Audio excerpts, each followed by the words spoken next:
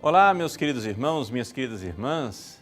Uma alegria receber você no nosso programa Testemunho de Fé. Aqui quem fala é o Padre Paulo Ricardo. Quero convidar você a nos próximos 20 minutinhos, juntos, refletirmos a respeito do Evangelho que a Igreja nos propõe neste 8º domingo do tempo comum.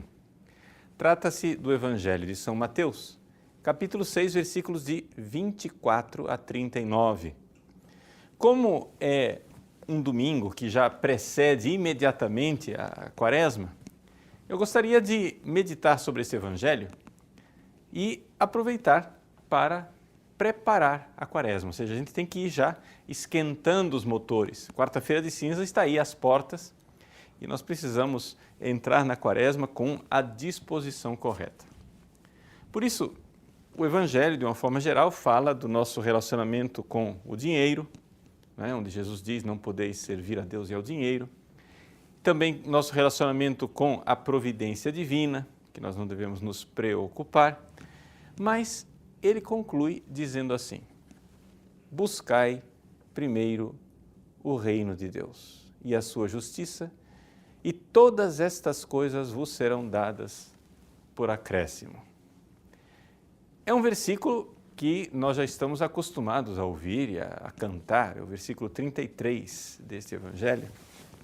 E eu gostaria mesmo que nós entrássemos nesse tempo quaresmal com essa disposição de buscar o reinado de Deus no nosso coração.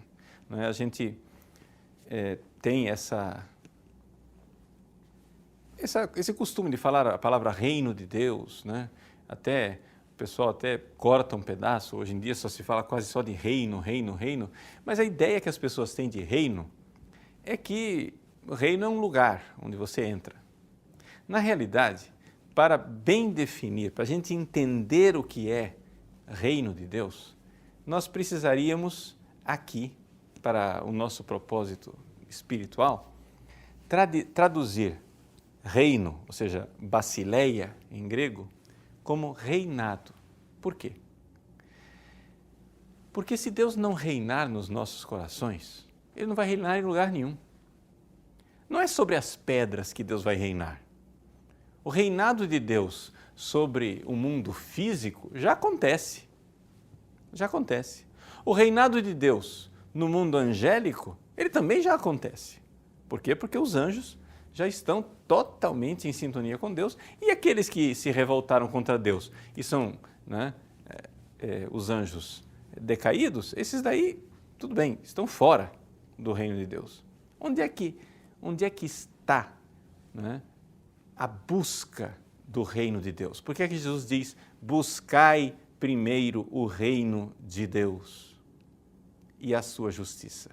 O que Jesus está dizendo, traduzindo na nossa linguagem atual, é buscai primeiro o reinado de Deus, ou seja, que Deus reine no seu coração, que seja Deus a impulsionar o seu coração, que seja Deus verdadeiramente aquele que governa o seu coração, e a sua justiça, ou seja, a sua santidade.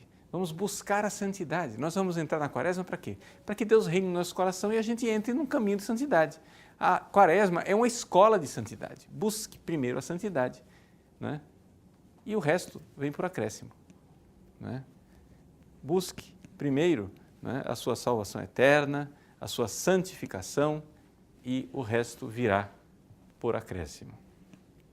E aqui então nós vemos claramente um paralelo deste Evangelho, que fala do nosso relacionamento com o reino de Deus, a salvação eterna, e nesse contexto de dinheiro, de preocupação com o dinheiro, nós vemos claramente um paralelo com aquele episódio do jovem rico. O jovem rico, ele buscou Jesus e perguntou, Senhor, o que é que eu devo fazer para entrar no reino de Deus? E Jesus respondeu, siga os mandamentos. Mas ele acrescentou mais ainda, Jesus acrescentou e disse assim, mas te falta uma coisa para ser perfeito, ou seja, para que você alcance a justiça verdadeira, ou seja, a santidade. Falta uma coisa para você ser santo. Então, Jesus disse, vai, vende tudo que você tem, dá aos pobres e depois vem e me segue. E aí o jovem, né, se afastou de Jesus triste, porque era muito rico. Exatamente o mesmo contexto do Evangelho desse domingo que fala, né, não podeis servir a Deus e ao dinheiro. É basicamente a mesma história. Ou seja, o princípio que está por trás disso tudo é o seguinte, gente, nós precisamos ser movidos por Deus e não movido pelas preocupações mundanas, as preocupações de dinheiro. Nós estamos num mundo, numa cultura, né, principalmente nos últimos 3 séculos, na história do Ocidente, nós estamos sendo cada vez mais movidos pelo dinheiro. Essa é a nossa preocupação. Se você for agora no centro de uma cidade, né, e se nós fôssemos capazes de fotografar os pensamentos das pessoas, fôssemos capazes de captá-los, né, e reproduzi-los, nós veríamos que essas pessoas se movem ao redor de 2 princípios. O princípio do prazer, sexo, comida, etc. Mas existe também o princípio do dinheiro. E no fundo, é para isso que as pessoas mais lutam. As pessoas lutam para ter dinheiro, porque é o dinheiro que depois vai alcançar e comprar as outras coisas necessárias, que são o prazer, que são o sucesso, a fama, etc. É o dinheiro que faz tudo. O dinheiro move o mundo. Então, de fato, não podeis servir a Deus e ao dinheiro. De fato, nós precisamos ser movidos por Deus e não movidos pelas preocupações mundanas. Agora, existe um problema. O problema é o seguinte, o mundo grita, Deus não grita. Deus sussurra. Deus é como a brisa suave. O profeta Elias, um dia, subiu na montanha e aí veio um terremoto. E Deus não estava no terremoto. Veio um furacão. Deus não estava no furacão. Né? Veio a tempestade. Deus não estava na tempestade. Veio uma brisa suave e Deus estava na brisa. Então, se nós vamos entrar no tempo da Quaresma, nós precisamos fazer 2 coisas. 2 coisas básicas. Nós precisamos, primeiro, diminuir a presença mundana em nossa vida, esse mundo que grita, corra atrás de dinheiro, corra atrás de prazer, corra atrás de conforto. Nós precisamos diminuir, né, esse barulho tremendo do mundo moderno que nos impele e precisamos, né, colocar as nossas antenas espirituais, por assim dizer, para usar uma comparação, para captarmos a moção divina, ou seja, esse suave toque da graça, esse suave toque do Espírito Santo em nosso coração. Então é isto que é buscai primeiro o reino de Deus e a sua justiça, e tudo mais vos será acrescentado. Ou seja, se você procura o tudo mais, né? Você procura primeiro o dinheiro, procura primeiro o prazer, o sexo, a fama, etc., etc., você não chega no reino de Deus. Mas, se você procura o reino de Deus primeiro e a santidade, as outras coisas elas vêm na proporção que Deus achar necessárias para que você alcance a sua santidade. Deus não vai deixar você passar fome. Olhai as aves do céu, olhai os lírios do campo. Deus cuida. Nenhum fio de cabelo cai da nossa cabeça sem que Deus esteja cuidando de nós. Então, faz o seguinte, deixa essas preocupações do mundo para Deus, entrega para Ele.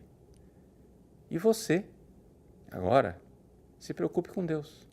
Buscai primeiro o reino de Deus. Esse é o espírito da Quaresma.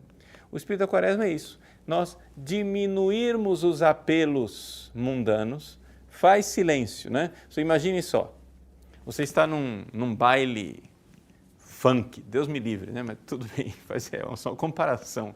Né? Você está num baile, aquele barulho infernal, aquelas caixas de som tremendas, com não sei quantos decibéis ali no seu ouvido, etc, etc.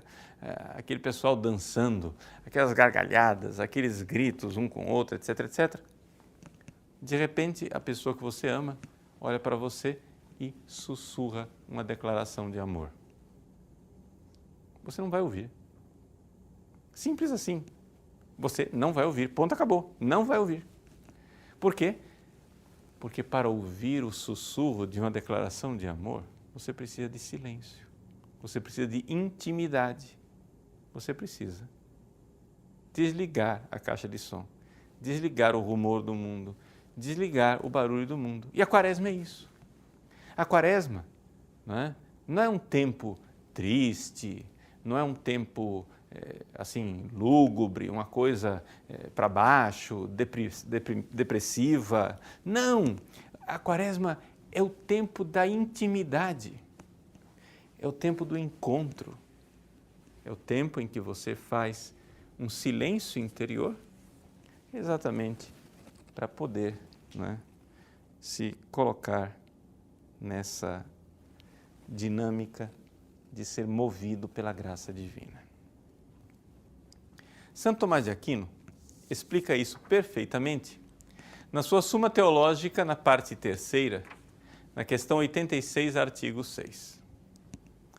Na resposta à primeira objeção, ele diz o seguinte, olha, para você pegar um pecador, transformá-lo num santo, você precisa que a graça de Deus opere, né? É a chamada graça operante. A graça precisa fazer alguma coisa.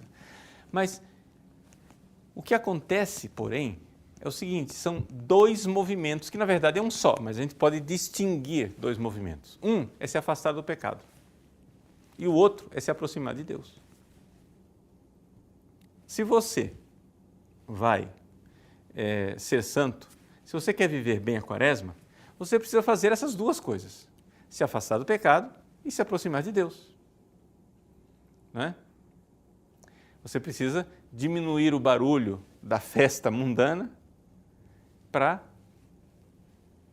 chegar e entrar na intimidade, se aproximar da intimidade de Deus para ouvi-lo. Ora, esse movimento dividido em duas partes, na verdade, são duas virtudes. A virtude da penitência, que é a virtude de quem se afasta do pecado, e a virtude da fé, que é a virtude de quem se aproxima de Deus. Então, Santo Tomás de Aquino, nas suas sínteses brilhantes, ele diz exatamente isso, e isso aqui serve como mapa da nossa quaresma. Nós vamos começar a quaresma, então você já aproveite e vá pensando o que é que você pode fazer, o que é que você precisa fazer durante estes 40 dias para se afastar do pecado e para se aproximar de Deus. Ou seja, como é que você pode incrementar, desenvolver a virtude da penitência e a virtude da fé. Existem, classicamente, 3 obras quaresmais, que inclusive estão presentes justamente nesse Sermão da Montanha, que nós estamos lendo. As 3 obras quaresmais, quais seriam? Primeira, o jejum. Ou seja, na palavra jejum está aqui resumida toda mortificação corporal, física. Não é só o jejum, mas é também dormir no chão, rezar de joelhos, fazer alguma coisa que te cause um certo desconforto físico. Depois, a esmola.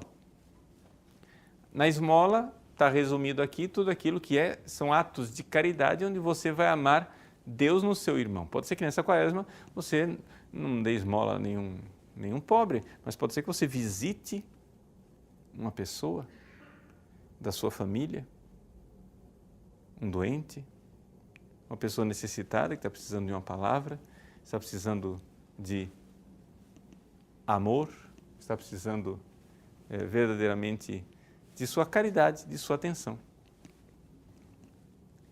E terceiro ponto, né, a oração.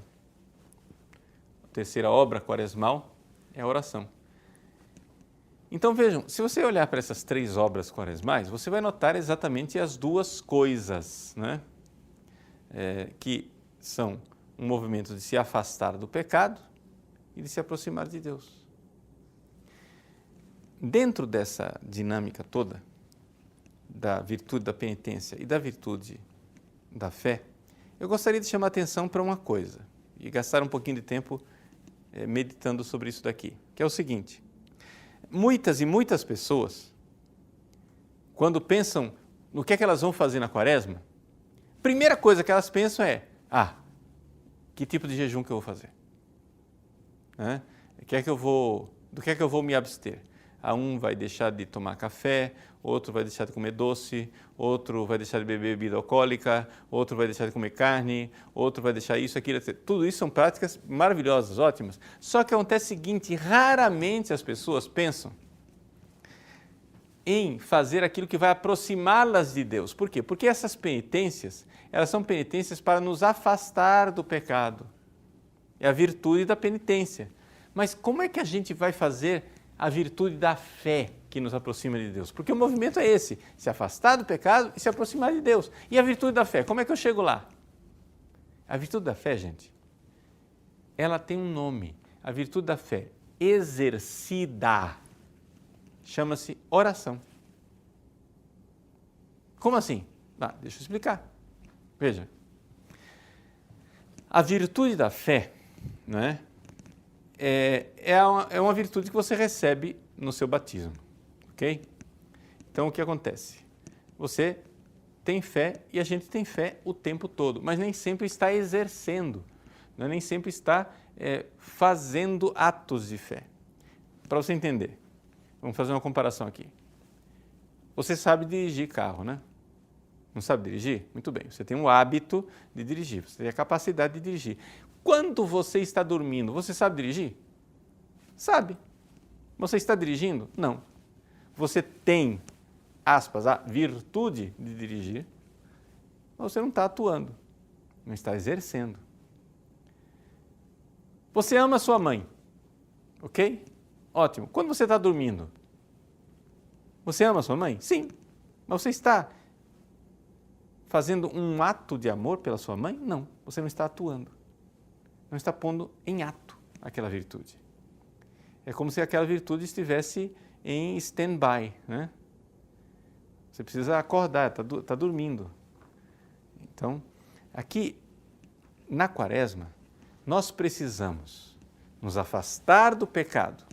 Então, a virtude da penitência que você tem sempre, ou seja, essa coisa de detestar os seus pecados, etc., ela precisa ser exercida em obras penitenciais.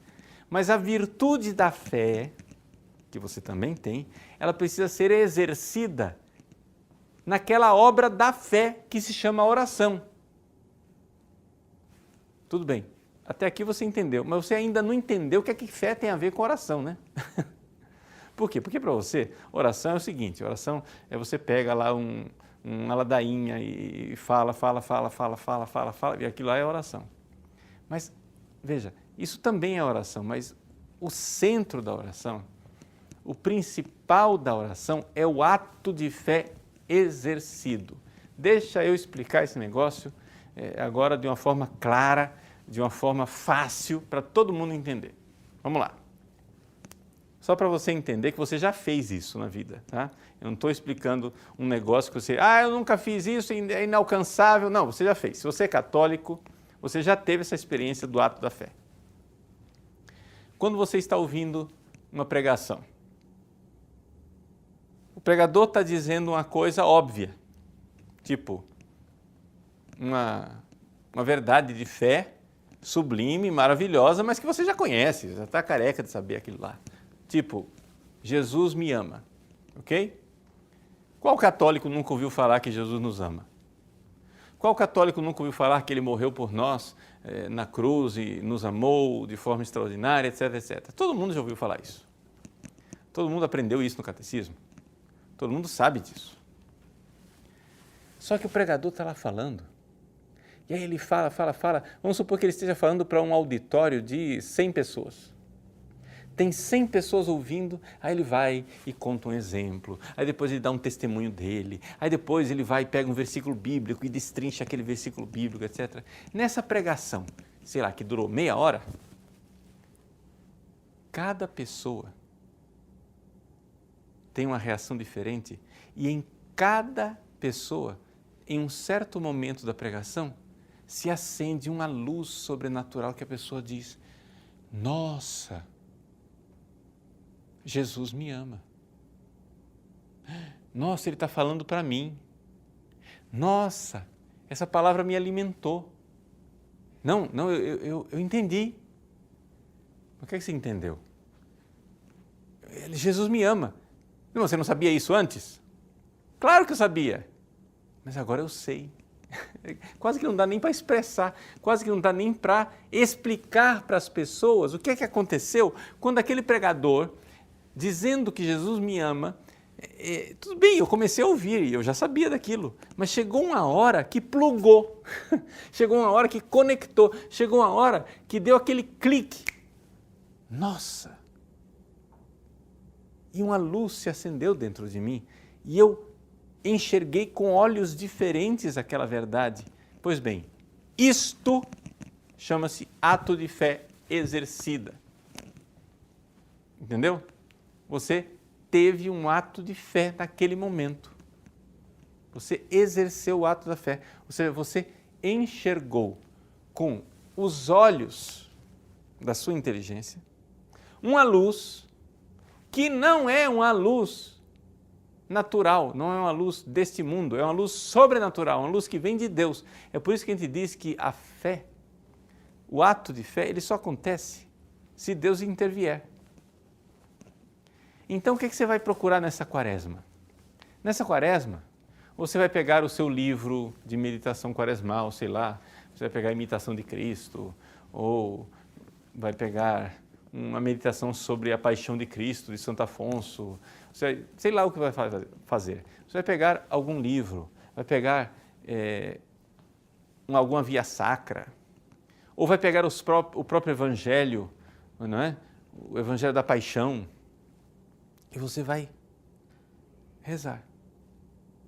Vai se colocar diante de Deus. Melhor se você, por exemplo, fizer o propósito de comungar todos os dias ou comungar o mais frequente possível durante a quaresma, de ir à missa e comungar todos os dias, e depois da missa se você puder ficar na igreja ali, junto com Jesus sacramentado, que você acabou de comungar, e dizer: Jesus, eu creio no teu amor. Você medita, pensa no amor do Cristo por você, eu creio no teu amor, Jesus. E você vai falando com Ele, você vai meditando sobre o amor de Cristo em alguma passagem do Evangelho, em algum trecho de um livro piedoso, e você vai cavucando ao redor daquela verdade, você vai buscando: Jesus, mostra-me a verdade do teu amor. Em algum momento, de forma muito suave, não precisa de grandes coisas, não precisa, de grandes sentimentos, você vai notar que, sei lá, em meia hora de oração, teve uma hora lá que, durante uns segundos, você entendeu, você viu, você disse: nossa, Ele falou comigo. Aquela verdade conhecida. Aquela verdade que você já sabia. Mas esta é a oração que faz crescer. Esta é a oração que me leva a exercer o ato da fé. Então, nessa quaresma, quando você for decidir pelas suas práticas quaresmais, não decida somente coisas que ajudem a exercer a virtude da penitência. Isso é bom. Claro, afastar-se do pecado, mas procure também algo que aproxime você de Deus, o ato da fé exercida, ou seja, a oração. Faça propósitos sérios de oração. Buscai primeiro o reino de Deus e tudo mais vos será acrescentado. Então, meu irmão, minha irmã, reze, peça as luzes do Espírito Santo e quarta-feira que vem, todos prontos para viver esse tempo extraordinário e favorável da Quaresma. Que a sua Quaresma seja santa e que Deus verdadeiramente reine no seu coração. Deus abençoe você. Em nome do Pai, e do Filho e do Espírito Santo. Amém.